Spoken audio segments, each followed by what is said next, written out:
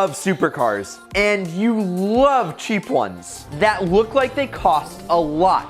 Well, we're gonna break down the best ones that you can afford. And the last one is a raging bull that looks and sounds like $1 million.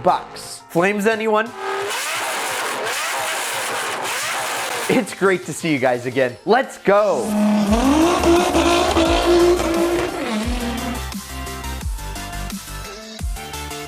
Okay, we're always chasing the best used car prices here at Ideal Media. And that's so we can let you guys know the best deals on supercars, luxury cars, trucks, SUVs, sports cars, imports, and even domestics. Ooh, baby. And you wanna know our little secret?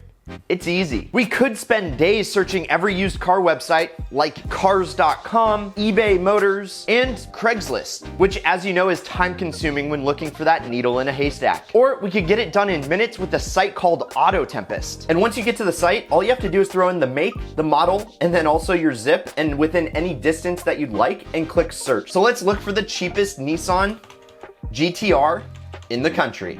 And on the left-hand side here, you can see you can refine the search with make, model, trim, also min and max price, and a bunch of other things, including my favorite, transmission. And as you can see, it's pulling eBay listings, it's pulling cars.com listings, all in this easy-to-use website. It's easily our favorite used car researching site now, and believe it or not, it's how we found every single one of the deals on this list in this video. So we're gonna drop links to all our Auto Tempest searches in the description below. And by clicking on them, you'll see more cheap supercars that are available. So hey, try it out. And if you like it, let anyone know that's looking for their next ideal car in on our little secret. Because now we both know that the best deals are found using autotempest.com.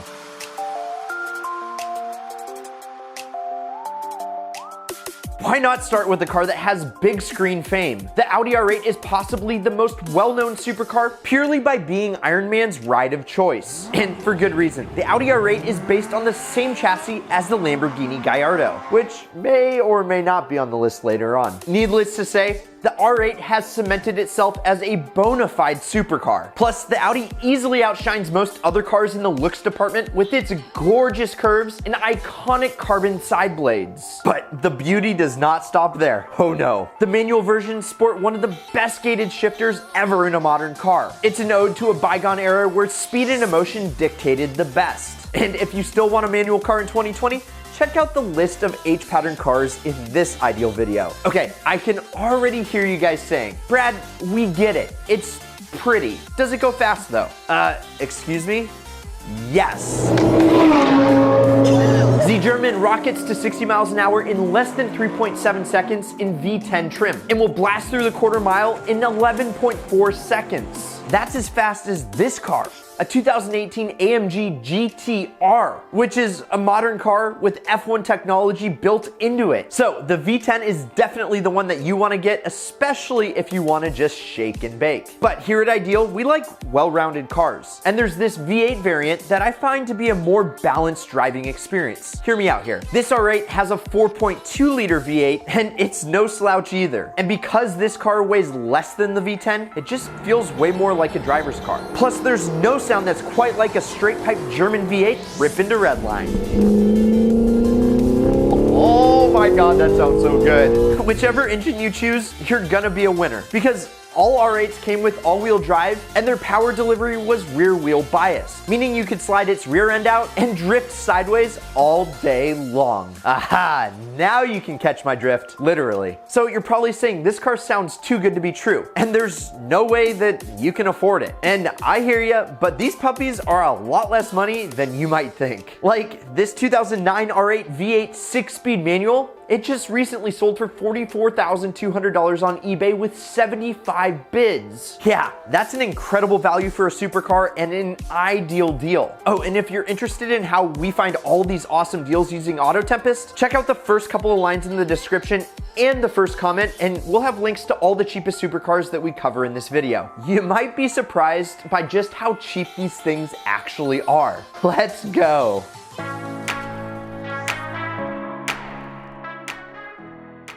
From one German manufacturer to another. Although this time the recipe, well, it includes forced induction. Yeah, I can already hear you under your breath that the 911 Turbo it's not a supercar. And you'd be right. Heck, my dentist drives one, and boring old dentists don't drive supercars. But hold your horses and listen to how many the 997 Turbo has.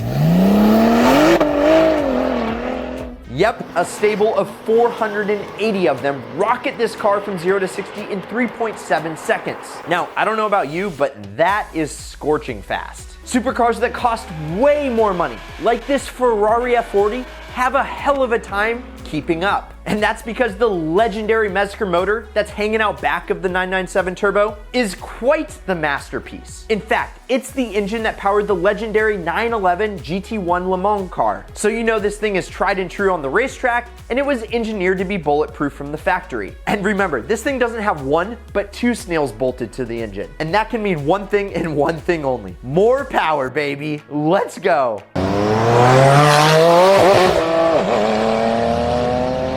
As a result, there's a ton of 997 turbos driving around with power bumped up to 700 plus horsepower. And even then, it doesn't need much engine work. Now, can we call this thing a supercar? Yeah, I thought so. Oh, and what's that? You want more power?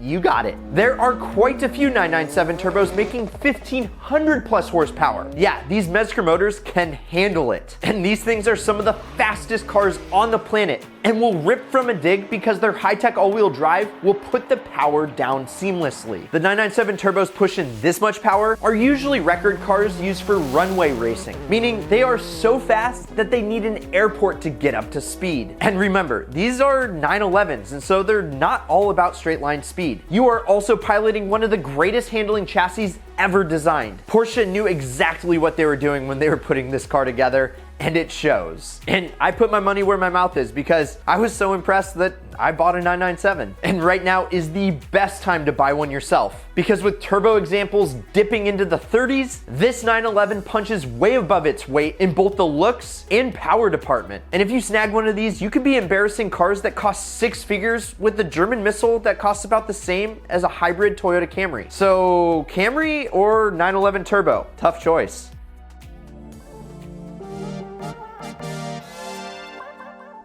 Moving on to Maranello, let's chat about the Ferrari 355. When it was first released in the late 90s, it was one of the most beautiful cars Ferrari had ever made. And I think I'm speaking for pretty much everyone here.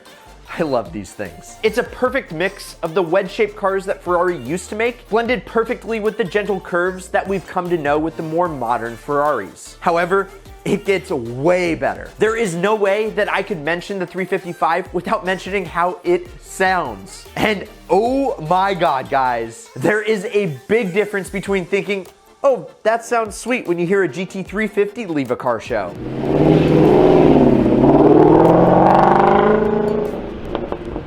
And the holy crap, I am shaking when you hear a 355 wail like a phantom into the distance.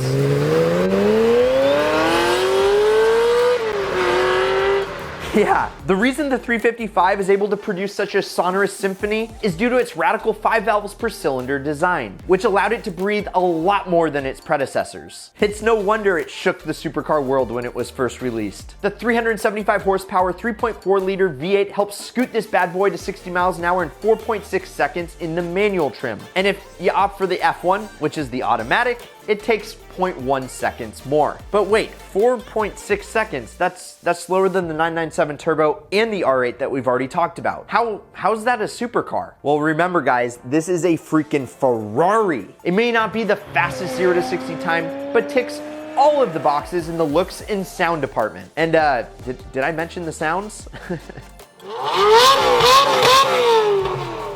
Yes, that is intoxicating, but a word of caution on the 355s, they're a bit expensive to maintain. These older Ferraris need the entire engine out to do maintenance like timing belt, and the bills can add up quickly. But if that doesn't scare you, then I say go for it. Examples of the 355s can be had for pretty cheap, starting around 55K for this nice yellow one. And yes, that isn't exactly cheap, but that is cheap for a Ferrari that looks like this.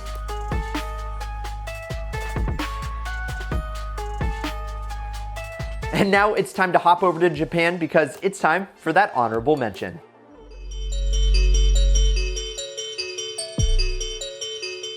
Yep, this cheap supercar hails from the land of the rising sun, the legendary Nissan GTR.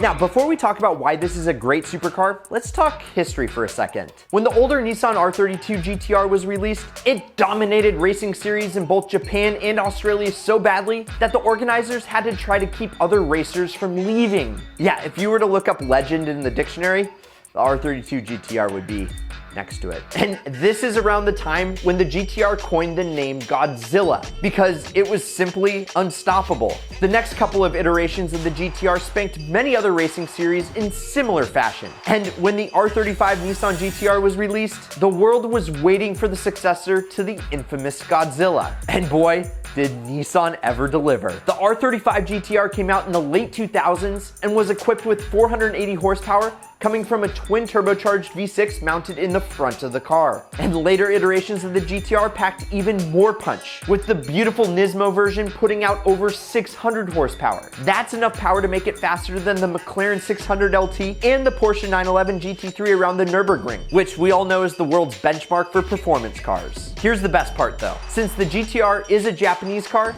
reliability is through the roof. So you can drive the hell out of it and not have to do too much in maintenance. With the GTR, you can have your cake and eat it too. Plus, there are plenty of GTRs for sale since they've been selling for over a decade. Almost a little too long for this current generation. And if you find an early example, you can find them in the 30s, which may be the performance bargain of the century. But quick question, do you think the R35 is or isn't a supercar?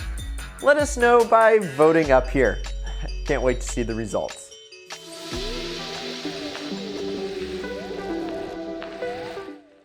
Yes, named after a breed of fighting bulls. The Lamborghini Guyardo lives up to its name with a vicious V10 making around 500 horsepower. Enough to fire this car from 0 to 60 in 4.2 seconds and run the quarter mile in 12.4 seconds. The Italians take their performance seriously.